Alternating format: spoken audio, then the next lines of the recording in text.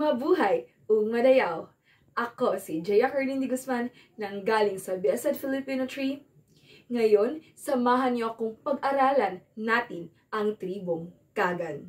Ang kasaysayan ng tribong Kagan. Ang salitang Kagan ay nagmula sa salitang kaag o pagsampay at pagpatigam, na ang ibig sabihin ay babala at alerto. Ang mga makasaysayang pangyayari ay nagsiwalat sa mga lugar na ito ang mga teritoryo ng Kagan, na kasama pa ang ibang mga rehiyon. Ang baybayin ng Davao Gulf ay gumaganap sa isang mahalagang bahagi ng paraan sa mga pamumuhay ng Kagan at kanilang kasaysayan habang pinalaki nila ang kanilang tradisyon, kultura at sining. Ang isa pang termino ng Kagan ay ang kaalagan, na nangangahulugang nagniningning na liwanag na tumutukoy mula sa araw dahil pinaniniwalaan silang mas maunlad ang pamumuhay at lipunan kaysa sa kanilang mga kasamahan o kapitbahay na tribo na ninirahan sa kabundukan ng Davao. Ang Kagan ay ang pangalang ibinibigay sa mga taong makipagbalik-loob sa Islam sa Caraga, Davao Oriental at sa isla ng Mindanao. Gayunpaman, sa kalaunan ay naninirahan sila sa iba't ibang bahagi ng Davao de Oro at Davao del Sur. Karaniwang silang nakatira sa mga susi ng ilog at ilog ng Davao at magtayo ng mga nayon na tinatawag na banda. Para naman sa relihiyoso, paniniwala at ritual ng tribong Kagan. Patuloy silang naniniwala sa iba't ibang espiritu sa kapaligiran. Maraming mga kwento ang sinasabi rin tungkol sa mahika, pagkukulam at mga supernatural na nilalang. Ang Kagan ay may pinaniniwalaan na ang isang animista at naniniwala silang mayroon silang isang kataas-taasang Diyos na tinatawag na Tagalang, na ang ibig sabihin ay manlilikha. Naniniwala rin sila sa lahat ng kalikasan tulad ng puno, bundok, bato, ilog at karagatan ay may espiritu na tinatawag nilang Meguya at iginagalang nila ito sa pamamagitan ng pagsasagawa ng mga seremonyal at ritual. Ang mga nagsasagawa ng mga ritual ay ang mga pari na tinatawag na balyans, na ang ibig sabihin ay salamangkero o mga manggagamot na maaaring makipag-ugnayan sa mga espiritu sa pamamagitan ng paghingi ng lunas sa mga may sakit para sa patnubay at seguridad ng tribo at maging pagsasabi ng kapalaran. Para naman sa instrumento at tribal na sayaw ng tribong Kagan. Tulad ng Mandaya, ang tribong Kagan ay nakikipag-ugnayan din sila sa espiritual na kaharian sa pamamagitan ng pagtanghal ng isang kulintang at isang ritual na sayaw na may hawak na kasag. Isang katutubong kalasag na may mga kampana na nakapalibot dito at habang ang mga balyan ay sumasayaw. Tapos, ang mga kampana ay lumilikha ng isang tunog bilang aktibasyon ng mga espiritu upang makapasok sa katawan ng balyan. Ang kulintang ay isang modernong termino para sa isang sinaunang instrumental na anyo ng musika na binubuo ng isang hanay ng mga maliliit na pahalang na inilatag ng mga gong na gumaganap ng melodikal na sinasabayan ng mas malaking nakabitin na mga gong at tambol. Kultura ng tribong Kagan.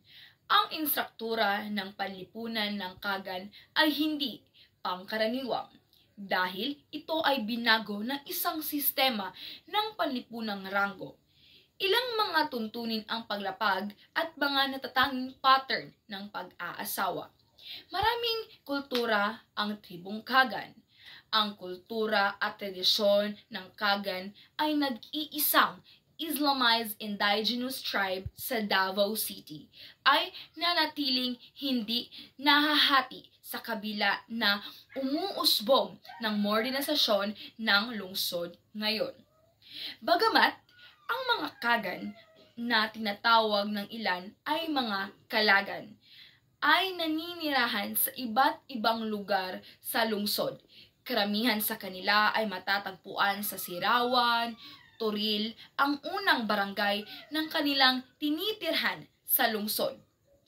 Pagkatapos ng kanilang paglipat mula sa Davao Oriental sa paghanap ng ligtas na lugar upang linangin ang kanilang tribo. Dialektong ginagamit ng tribong Kagan. Ang wika ng Kagan ay tinatawag na Kinagan, ay ang katutubong wika ng tribo. Ang Kinagan ay may kaugnay din sa Indonesian na ang ilan sa mga salita ay katulad ng wikang Bahasa. Sa madaling sabi, sila ay naimpluwensyahan ng Arabic language. Ang Kagan ay kilala sa bilang mga multilingual. Pag sinabi natin multilingual na tao, nakapagsasalita ito ng higit sa 3 pangwika na ginagamit sa komunikasyon sa kanilang mga kalapit na tribo. Para naman sa kanilang sikat na pagkain, at ito ang sinigapuna. Ang sinigapuna ay isang Filipino rice dish na niluto gamit ang turmeric at iba pang pampalasa. Makikita din na ito ay isang dilaw na kanin at maanghang ang lasa nito. Ang sinigapuna o Kalagan yellow rice ay karaniwang itong inihahain sa isang espesyal na okasyon at pagdiriwang ng tribong Kagan. Isang mapapalang araw sa ating lahat. Ako po pala si Piche Orosel, ang magtatalakay patungkol sa tribong Kalagan. Ang Kalagan o tinatawag ding Kagan, Kaagan o Karagan ayon sa mga Espanyol ay isang kabahaging pangkat ng Mandayaman Saka na nagsasalita rin ng wikang Kalagan. Ang Kalagan ay binubuo ng 3 kabahaging pangkat na kadalasan din nilang itunuturing ng magkaibang tribo. Ito ang tribo taga-Kaulo, tribong Kagan at tribong Kalaw na naninirahan sa Samal Island. Kung ang Kagan ay nagmula sa salitang kaag na ang ibig sabihin ay to warn or to alert or to secure sa wikang Ingles, ang Kalagan naman ay nagmula sa salitang kaog na ang ibig sabihin ay pabulong o pabulong na pagsasalita o to whisper. Ano nga ba ang kasaysayan ng Kalagan? Ang Kalagan ay isang katutubong pangkat sa kanlurang bahagi ng Golpo ng Davao City na naging Islamisado. Ang Kalagan at Kagan ay magkaiba.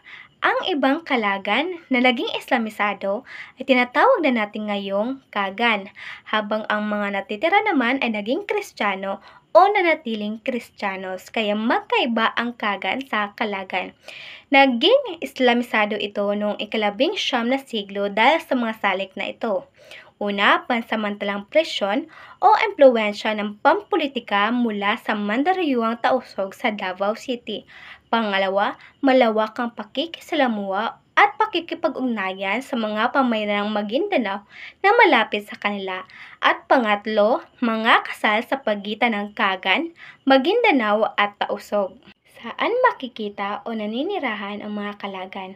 Ang mga Kalagan ay naninirahan sa mga rehiyon ng Davao del Sur, Compostela Valley, Davao del Norte, Davao Oriental at North Cotabato. Ang klasifikasyon nila ay Austronesian, Malayo-Polynesian, Greater Central Philippines, Central Philippines, Mansakan, and Western. Ang mga dialekto na ginagamit nila ay Samal, Western Kalagan at Eastern Kalagan. Sila ay nasa 80,000 at ang kanilang sulat ay nasa Latin. Ano nga ba ang ikinabubuhay ng Kalagan o ano ang kanilang buhay? Ang mga Kalagan ay nagsasaka upang maproduce ng kanilang sariling pagkain. Sila ay nagtatanim ng palay, ng mais, ng gulay at iba pa.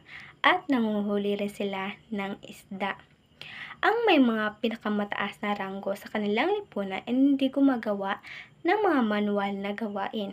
Ang mga lalaki ang gumagawa ng mabibigat na gawain at ang mga babae naman ay gumagawa sa gawaing bahay.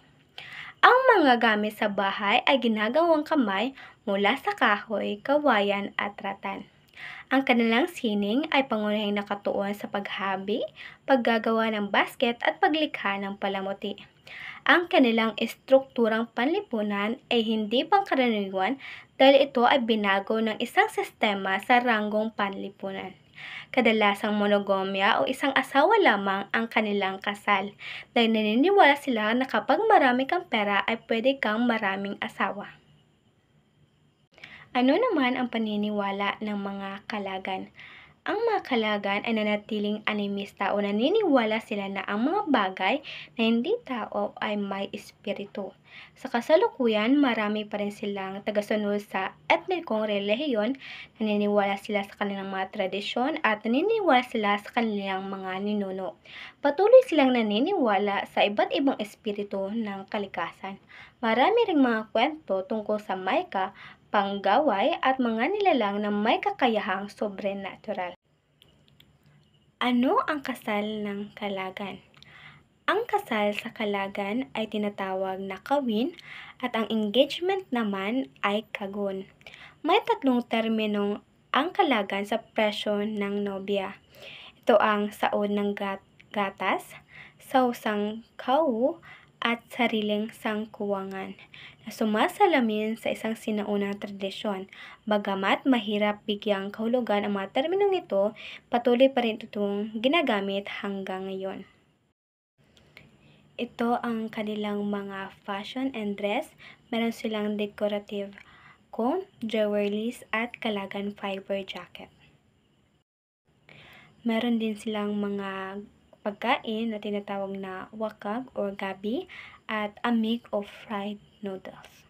Muli, ako si PJ Orosel. Maraming salamat!